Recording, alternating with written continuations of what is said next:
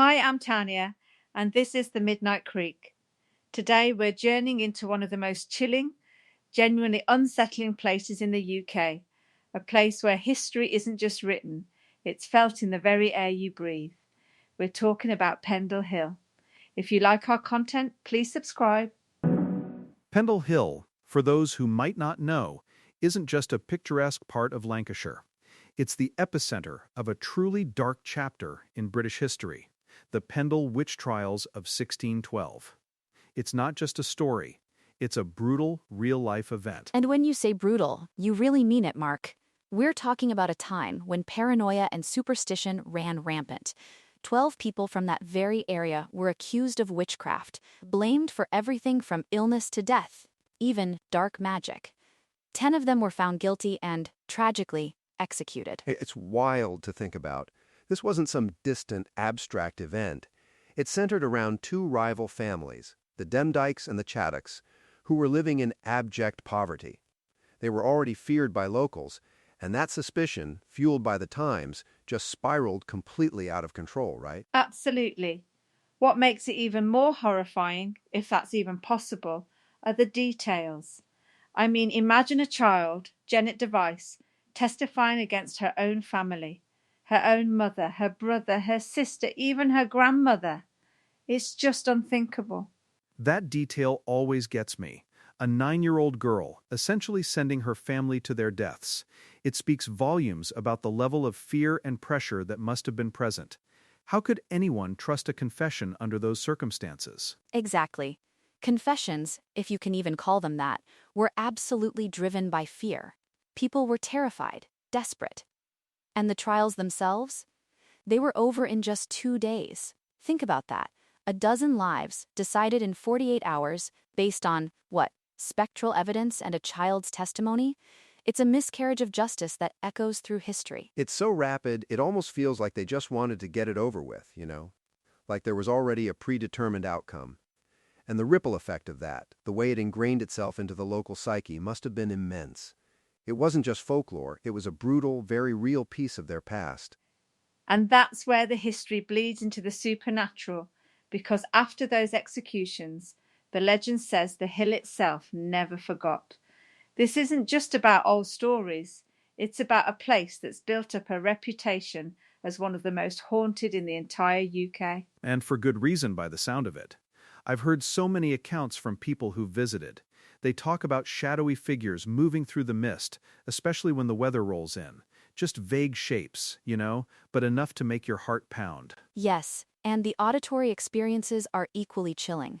Disembodied whispers, carried on the wind. It's never clear what they're saying, which somehow makes it even worse, like you're privy to some ancient, secret conversation you shouldn't be hearing. I've heard that too, and then there's the environmental stuff. Sudden, inexplicable drops in temperature, even on a relatively mild day, and that classic, spine-tingling feeling of being watched, even when you're completely alone. It's almost like the spirits are drawing energy from the environment around them. It's not just a feeling either, right? Many believe these are the restless spirits of those executed, unable to leave the very place where they were accused, condemned, and ultimately had their lives ended. It's like their energy is forever tied to that land. That's exactly it. Imagine the trauma, the injustice. It's no wonder their presence is so strongly felt. It's almost like the hill itself absorbed their pain and their screams, and now it just emanates it. And this isn't just old wives' tales anymore. Pendle Hill is still a huge hotspot for modern ghost hunters and paranormal investigators. It draws people from all over, desperate to experience or document something. Oh, absolutely. I remember watching a paranormal TV show back in 2004, and they specifically investigated Pendle Hill. The crew described it as one of the scariest locations they'd ever filmed, and these are people who've been to some pretty notorious places. That's a pretty strong endorsement from professionals, isn't it? What kind of experiences did they or other investigators report, beyond just feeling watched or hearing whispers? Well, some have claimed really intense physical sensations, things like a feeling of being choked or having an unseen force pressing down on them. That's way beyond just a creepy vibe. That's actually terrifying. Yeah, it's not just in your head at that point. And even for regular visitors, not just the hardcore investigators, there's this recurring description of the hill feeling heavy or oppressive. Especially at night, people say it just weighs on you. It's almost as if the sheer weight of history and sorrow has been absorbed by the very ground. And it's not just the witch trial victims either, right? There are other reports. That's a great point, Andrew, because while the witches are central, there are also reports of strange lights on the moors, ghostly chanting, or voices that don't seem directly linked to the 1612 events. It makes you wonder if it's an energy vortex, attracting many lost souls over time. Like a magnet for the unexplained. And that makes sense given the sheer age of the place and how much has happened there over centuries. It's not just one event, it's layers of history and maybe layers of tragedy. And the fear surrounding Pendle isn't just based on these spooky stories or eyewitness accounts. There's actual dark discoveries that seem to back up the eerie reputation, things found on the land itself. You're talking about the witch's cottage, aren't you? That discovery was incredible. They found a cottage with animal bones hidden in the walls, almost as if they were deliberately placed there.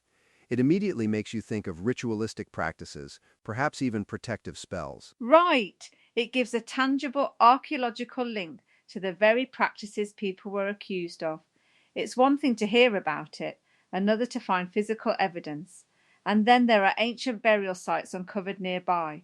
It just adds to this profound sense that the land has a very long, very eerie past. It's like the land itself is a witness, holding on to all these secrets and rituals from centuries ago. It makes you wonder what else is buried beneath the surface, what other stories are waiting to be uncovered. And of course, local folklore plays a huge part in keeping these legends alive. Tales of witches holding secret meetings at a place called Malkin Tower, for instance. Even though the exact location is debated, the idea of these clandestine gatherings still haunts the collective imagination. That's the power of oral tradition, isn't it? It morphs and grows, but the core remains. And the folklore extends to claims that curses and spells still linger in the area, or that some villagers historically avoided even speaking the witches' names after dark, lest they invite something unwelcome. That's an incredible level of enduring fear and respect for the supernatural, or for what happened there.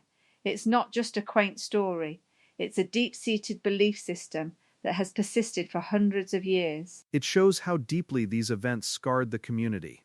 It wasn't just a moment in time, it became part of their identity, their cautious respect for the unseen, and their understanding of the dangers lurking in the shadows. And it makes you think about how many other places have similar histories, but perhaps not with the same level of palpable energy. Pendle just seems to have this unique ability to hold onto its past in such a vivid, almost aggressive way. It's a place where history isn't confined to textbooks. It's truly alive, echoing in the landscape. Every rock, every patch of mist seems to whisper tales of fear and injustice. It certainly gives you pause, doesn't it, to think that the suffering of those accused, the fear of their accusers, and the dark magic attributed to them could leave such an indelible mark on a physical place. It really makes you question what we truly understand about energy and memory. Absolutely. It's a powerful reminder that some events are so traumatic, so intensely charged with emotion, that they become imprinted on the very fabric of a location, forever changing its nature. And it explains why people continue to be drawn to it, year after year, century after century. That undeniable pull to experience something beyond the ordinary, to connect with those echoes of the past. Whether you're a historian, a paranormal enthusiast, or just someone who appreciates a good, chilling story, Pendle Hill offers something profound.